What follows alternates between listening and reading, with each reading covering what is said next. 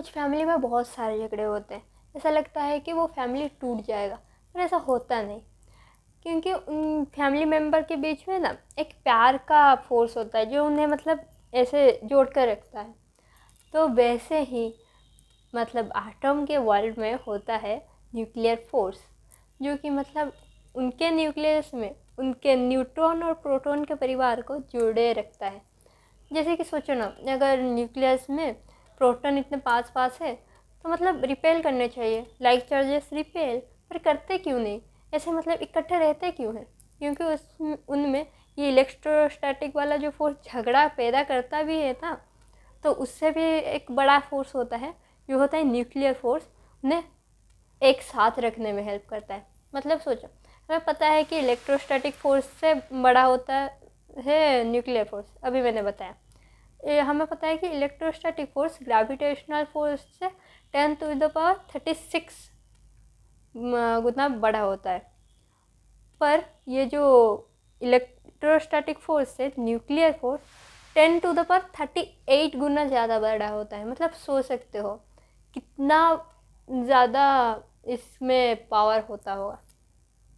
तो वो बात साइड में रखते हैं, इनके बारे में और थोड़ा बात करते हैं। तो ये होता है एक शॉर्ट रेंज फोर्स। मतलब अगर दो प्रोटॉन है ना, उनमें अगर डिस्टेंस फॉर फेम्टोमीटर मतलब 10⁻15 मीटर हो तभी ये फोर्स एक्ट करता है। अगर 4 फॉर्म में भी हो जाए ना तो भी ये एक्ट करना बंद कर देता है। मतलब सोचो कि बहुत करीब हो तभी करेगा, नहीं तो भाई ये नहीं करेगा। और पता है न्यूक्लियस में सब बहुत कॉम्पैक्ट होकर रहता है, तो उनके बीच में बहुत कम ही डिस्टेंस, मतलब फॉर्मी में ही डिस्टेंस होगा, तो ये बहुत शॉर्ट रेंज में एक्ट करेगा। तो नेक्स्ट हमारा बात है कि ये चार्ज डिपेंडेंट नहीं है। मतलब न्यूट्रॉन और प्रोटॉन में जितना अट्रैक्शन होगा, प्रोटॉन प्रोटॉन में जितना अट्रैक्शन होगा, न्यूट्रॉन न्यूट्रॉन में जितना अट्रैक्शन होगा, वो सभी सेम है, नियरली सेम। क्योंकि मतलब ये चार्ज पे डिपेंड ही नहीं करता, न्यूट्रॉन के पास चार्ज हो ना हो क्या फ़र्क पैदा है। तो चार्ज का छोड़ो, इस पर तो डिपेंड नहीं कर रहा। तो डिपेंड किस पे कर रहा है? स्पिन पर।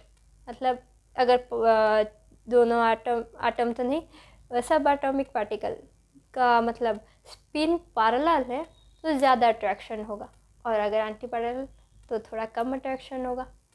तो नेक्स्ट बात करते हैं पोटेंशियल एनर्जी के बारे में। तो पोटेंशियल एनर्जी का क्या है ना, वो कुछ higher power of the distance से इन्वर्सली प्रोपोर्शनल है। तो नेक्स्ट बात करते हैं। तो इसमें क्या है ना, यहाँ पर एक जापानीज साइंटिस्ट ने बताया था कि मतलब यहाँ पर एक एक्सचेंज फोर्स भी रहता है। तो वो मतलब मेजोन नाम के एक वर्चुअल पार्टिकल के वजह से होता है। वो मतलब उनके बीच में मेजोन का कुछ एक्सचेंज होता है, उसकी वजह से एक्सचेंज फोर्स कुछ आता है। वो थोड़ा और भी मतलब डेप्थ वाली चीज़ है, तो वो हम बात नहीं करने वाले।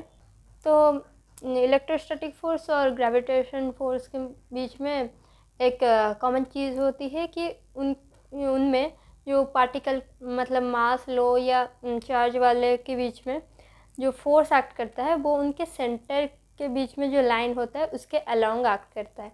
पर ऐसा नहीं होता हमारे न्यूक्लियर फोर्स के बारे में, वो एक नॉन सेंट्रल फोर्स है। और लास्ट बात ये है कि यहाँ पर सैचुरेशन इफेक्ट लगता है। मतलब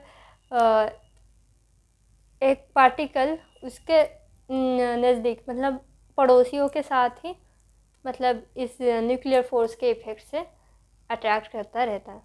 तो अभी आपका काम ये है कि आप कमेंट बॉक्स में बताइए कि मतलब वो दोनों पार्टिकल के बीच मतलब क्या डिस्टेंस होना चाहिए कि मैक्सिमम न्यूक्लियर फोर्स एक्ट करे। फॉर मी में बताइए। Thank you.